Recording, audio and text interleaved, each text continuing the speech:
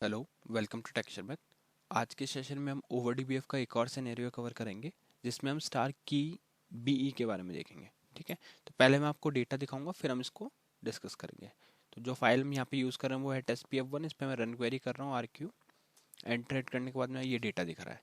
तो यहाँ पे आप डेटा देखोगे तो क्या है, हमने यूज़र आईडी रखी है 10 से लेकर 50 तक और एक हमने 100 रखा है।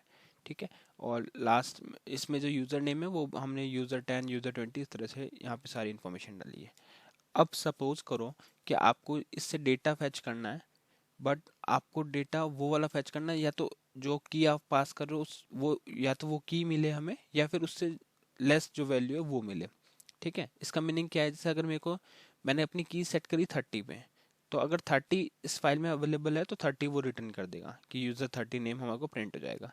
अगर 30 अवेलेबल नहीं है तो उससे पहले जो प्रीवियस वैल्यू है वो ये रिटर्न करता है। ठीक है, की बी हम यहाँ पे क्या यूज़ करें, की बी इक्वल। ठीक है, तो इसको हम प्रोग्राम पे देखते हैं कैसे हम इसको यूज़ कर रहे हैं। तो सबसे पहले तो हमने फाइल डिक्लेयर किया, DCLF लिख के आपको F4 प्रेस करना है। यहाँ पे फाइल का नेम और लाइब्रेरी नेम पास करनी है, फिर आपको एंटर हिट करना है।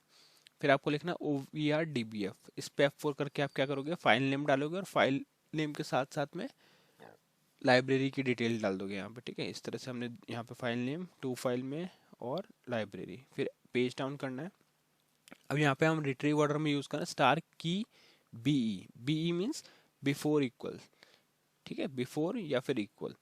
और नंबर ऑफ की हमारे पास अभी इस फाइल में 1 ही है, तो हमने यहाँ पे 1 डाला। रिकॉर्ड फॉर्मेट का नेम डाल दिया टेस्ट पी एफ वन। अब हम यहाँ पे पास करें 25।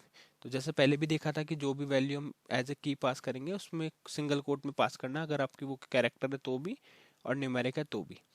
ठीक है, यहाँ पे ये 4 डिजिट है तो 2 स्पेसेस हमने यहाँ पे रखे हैं इनिशियल 2 डिजिट के लिए। ठीक है, इस इतना करने के बाद में पेज डाउन करके अगर आपको कोई स्कोप सेट करना तो यहाँ पे आप स्कोप भी मेंशन कर सकते हो, अदरवाइज एंटर हिट कर दोगे। ठीक है, अब हमने ये कर दिया, ओवरराइट हो गई फाइल। अब हम उसके बाद में फाइल को रीड कर रहे हैं और जो भी वैल्यू आ रही है उसको प्रिंट कर रहे हैं सेंड प्रोग्राम मैसेज कमांड से। तो इस पर आपको लिखना है SND PGMMSG F4। अब यहाँ पे आप वो वेरिएबल डाल दोगे। ठीक है, तो वेरिएबल हमने डाला, हमारा वेरिएबल न्यूमेरिक टाइप था तो न्यूमेरिक वेरिएबल को डायरेक्ट नहीं डाल सकते सेंड PGMMSG कमांड में, तो हम इसको कन्वर्ट करेंगे कैरेक्टर में और फिर एंटर हिट कर देंगे। ठीक है, वैसे ही हमने यहाँ पे सेकंड वैल्यू को भी प्रिंट किया, जस्ट ये ऑलरेडी करेक्टर था तो इसको डायरेक्टली हमने प्रिंट कर दिया, कोई कन्वर्जन की नीड नहीं रही। तो इस तरह से हम यूज़ करते हैं send program message in values को प्रिंट करने के लिए। इसके बाद में सिंपल हमने फाइल को डिलीट ओवरराइट कर दिया, DLT OVR।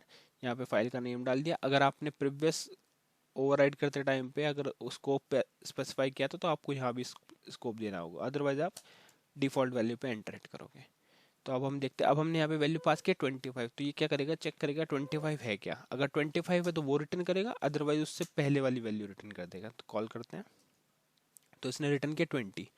इसका मीनिंग है कि इसको 25 फाइल में नहीं मिला, तो इसने वापस कॉल करके दिखाता हूँ, यहाँ पे मिला 20 और यूज़र नेम भी मिला यूज़र 20। तो अब इसका डेटा चेक करते हैं वहाँ पे 25 था क्या, 25 वहाँ पे नहीं था, तो इसलिए इसने ये रिटर्न किया।